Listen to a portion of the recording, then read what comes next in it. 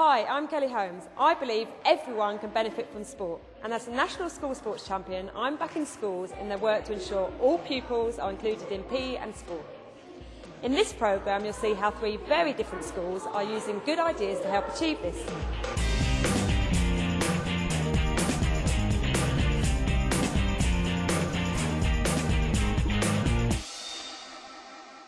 Good morning, guys. Good morning, How are you today? You alright? Yes. Ready to dance? Yes. Gafur Sadikov is a Russian dancer trained in classical ballet. He's a popular and regular visitor to this Year 5 physical education class at King's Avenue Primary School in Clapham, South London. Gafur is leading the children in a Russian workout, a form of exercise derived from classical ballet. It helps to improve coordination, posture and build stamina. And jump, bounce, jump, bounce, jump, bounce. Very good. Hands on the sides. It's an unusual activity, but in order to provide high-quality physical education for all their pupils, the staff at King's Avenue have welcomed new ideas. Providing appropriate opportunities and challenges to the school's 600+ children means catering for a wide range. At the school there are nearly 200 children with special needs. At the moment there are 15 statemented children in the school. And when a child has a statement of special needs, that means that they have quite significant needs and a high level of support. The school's pupils include some whose education has been interrupted, and well over 300 learning English as an additional language. Back to the center, point, and you change your legs. Now stretch your right forward. The opportunity to offer the children this type of dance activity was unexpected, but welcome. The Manor Ballet Club in Clapham contacted the school and asked us whether we'd be interested in having somebody over to come and show us a couple of lessons. And of course we said yes, it's an exciting idea. So they came in and it was extremely successful. Now jump to your right, jump to your left, arms up. Gafur offers his classes on a voluntary basis, and they've been running weekly for over 2 terms. The benefits are multifaceted. Some of the more energetic dance moves are deliberately introduced to appeal to boys. They help to engage them in what's often seen as a girls' activity. Done a routine which includes some physical exercise, so boys involved as well. And then if you saw street jazz dance routine, it's got like kicking stuff, a bit of hot movement, so they like it, and you can see it from their eyes, like the excitement. I mean, the joy they give it is just beautiful. Yeah. Pupils with limited English are easily able to copy the sequences, so that a potential barrier to learning is removed. Gafur is also consciously incorporating moves that are helpful for Leonie, a wheelchair user. Definitely I have to bring something so she can join the class as well. So we do a lot of movements with the shoulders, with the hands, then head, so she can also move. And she doesn't have a lot of movements because she's always sitting, and once she does it, it's going to keep her health. Leonie enjoys the movement and stretching. What I like most about me is about exercise and stretching and doing all parts of my body. Leonie can't participate in everything that the dance class does, but when she can't join in, differentiated activities are provided. It's an example of the way PE coordinator Lorna Mooney and assistant head Lucy Roberts plan in order to ensure inclusion. We went through each and every child's special needs and what they needed, what their self-esteem is like, the extent of their disability like Leonie, and then according to that we drew up a plan on how to include everybody. As a full-time PE coordinator, Lorna is present throughout Gafur's dance classes, free to assist and evaluate pupils' progress. If she feels a pupil has a particular talent, the school has links with the Royal Ballet that enable the child to develop further.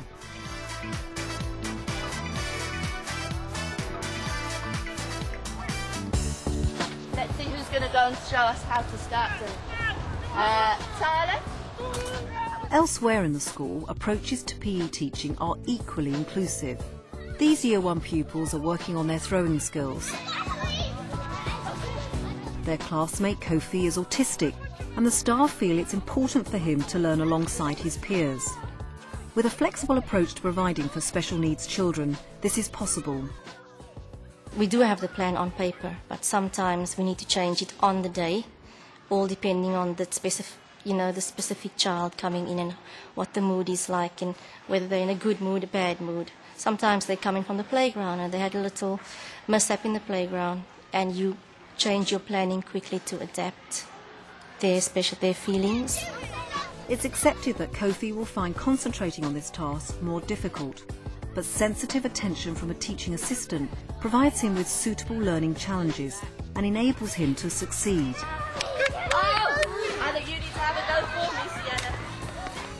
Kings Avenue also has 10 designated places for visually impaired children.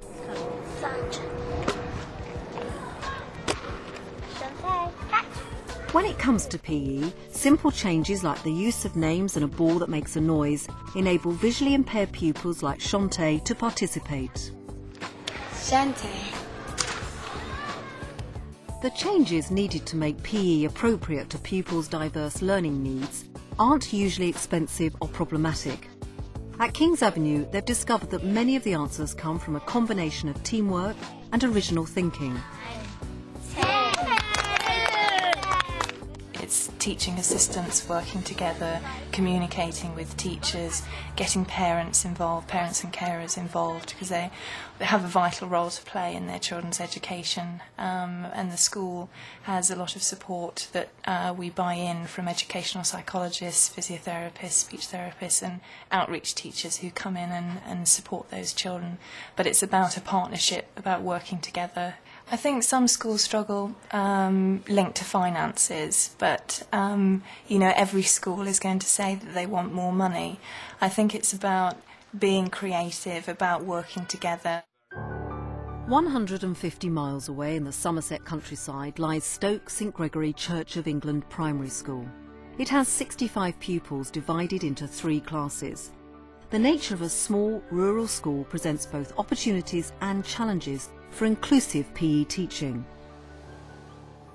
Catering for the whole range of needs can be difficult, but equally it can be even easier in a small school, because the one thing we have got is mixed age classes, and mixed age classes allows you to differentiate according to ability very easily. So your gifted and talented can be quite easy to cater for as long as they're not the eldest group. We do allow children to fly. They're not constrained by the fact that they're a year 5 or a year 3 or a year 1. It's much more fluid than that. However, there are times when you are aware of the fact that your pupils don't have a big group of children to work with. So, for example, if you have somebody that's particularly gifted and talented, they haven't got lots of other people to bounce off, as we say. The issues are compounded by the school's relative isolation in a rural area and the cost and difficulty of transport. On your marks, go. But thanks to a UK athletic scheme being piloted in the local school sport partnership, a new option is available for broadening opportunities for all.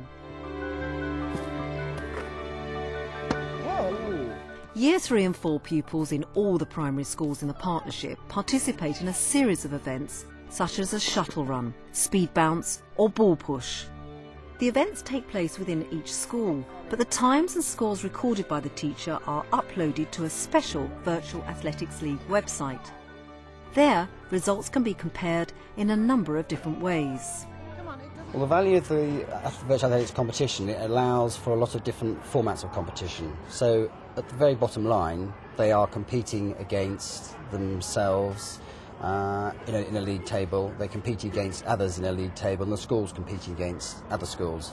But the structure of the competition allows them to actually measure other things, like how much they progressed. So we can capture their first attempts, their second attempts, their third attempts. So over a period of time, the competition could be how well has somebody mastered the event. 22. Heather Mark. 3 seconds better that time, Mark. So what do the children think of the scheme? I think it's really fun because you get more exercise and things. Yeah, it's good fun. You get better and better at things that you don't really know. And when I first came to it, I thought, oh no, it's going to be really hard. But then I've just got used to it and it's really fun now. I was on the shuttle run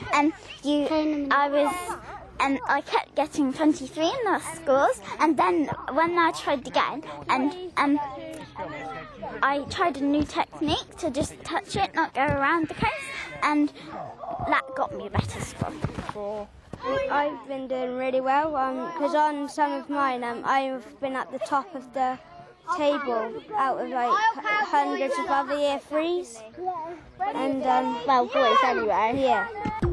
Halcombe Primary School in Taunton is also participating in the league. 26 to beat, okay? Assistant Head Roger Hunt implemented the scheme within the school and has found it provides targets and achievements for all pupils. We have got one statemented child which has a one-to-one TA, and we make sure that she does some events. And she's done enough events to get an award and certificate at the end. Top 44. Equalled your top score. Very good though, Lewis, very good indeed.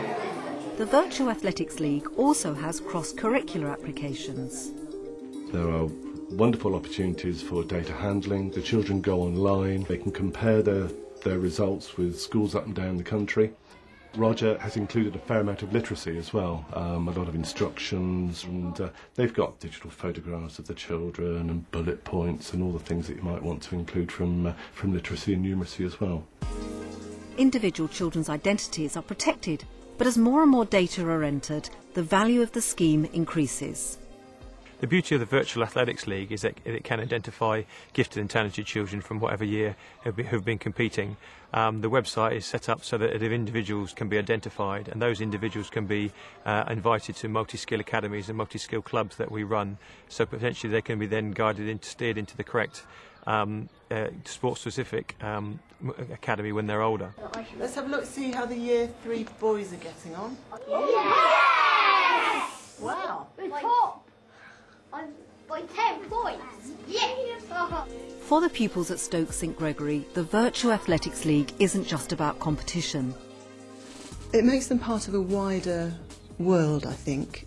Being in a small village school and living in a small village community can be a bit insular, but it's taking them beyond the boundaries of the school.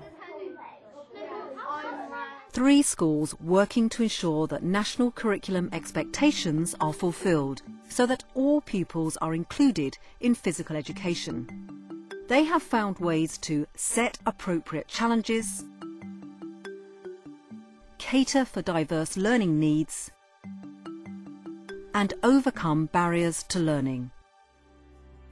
Above all, being inclusive in PE stems from a school's ethos. By being an inclusive school, we can overcome any obstacles in terms of thinking about what children can do, rather than saying, you know, this child can't do this or can't do that. It's being positive and looking for creative ways of how children can participate and be included in a PE session.